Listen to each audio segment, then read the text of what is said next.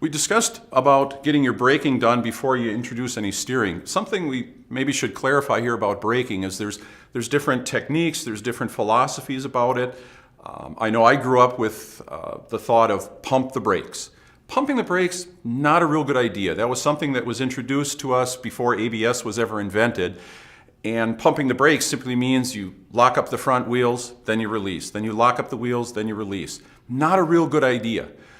What makes more sense if you don't have ABS, or if you have ABS and it fails, you still have brakes, but you want to do something we call threshold braking. Threshold braking is where you would apply brake pressure until you can sense that you've almost caused the wheels to stop turning. And then that's it. You stop there. It doesn't involve pumping, and it doesn't involve putting the pedal all the way to the floor.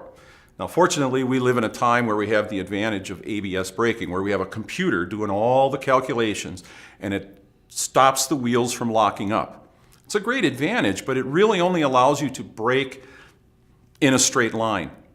The one thing I would mention, though, is that with ABS braking, you retain the ability to steer. Because the wheels are not locking up, not only can you brake in a straight line, but you can steer around objects. That's something we got to remember to do. So many accidents happen because people just give up, brace for impact. That's their only thought process.